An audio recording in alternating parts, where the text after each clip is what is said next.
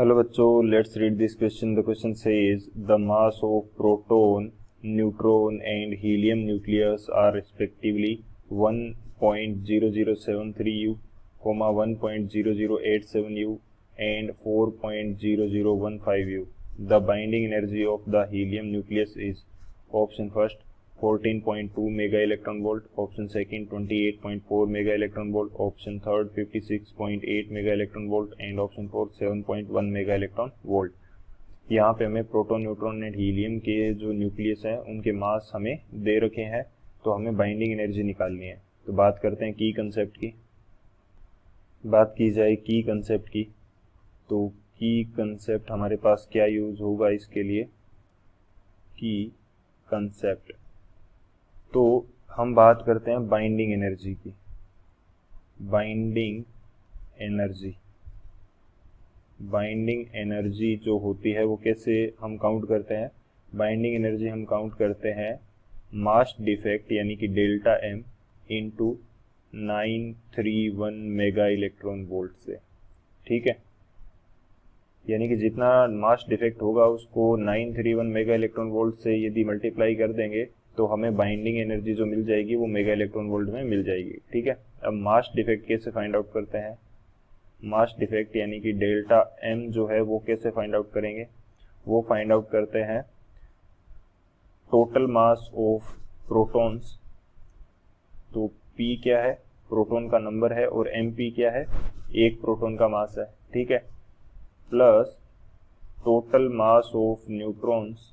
तो एन क्या है, n is the number of neutrons and mn is the mass of neutron. ठीक है, ये हमने काउंट कर लिया. इसमें से माइनस कर देंगे मास ऑफ न्यूक्लियस गिवन.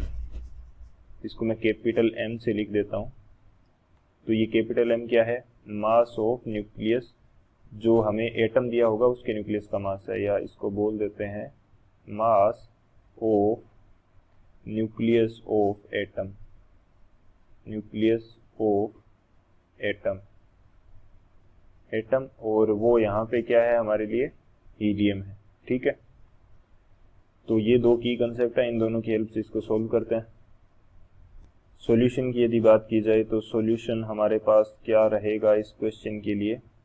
आपके पास यदि आप हीलियम की बात करते हो तो ये रहता है 2He4, यानी कि इसके अंदर जो नंबर ऑफ प्रोटॉन्स है वो रहेंगे 2, नंबर ऑफ जो न्यूट्रॉन्स हैं वो भी रहेंगे 2. ठीक है, बाकी चीज़ें हमें गिवन है, तो इसको कर लेते हैं.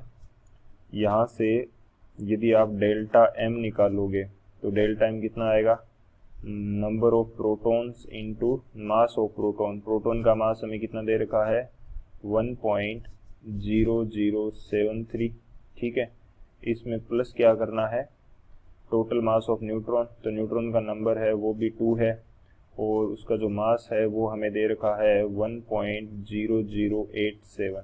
ठीक है, ये आ गया. इसमें से माइनस क्या करना है, माइनस करना है जो हमें हीलियम का मास गिवन है, हीलियम के न्यूक्लियस का. तो वो कितना है, 4.0015. ठीक है, जब आप इसको सोल्व करके डेल्टा एम की वैल्यू निकालोगे तो डेल्टा एम आपके पास कितना आ जाएगा, ये आ जाएगा 0.0305 U.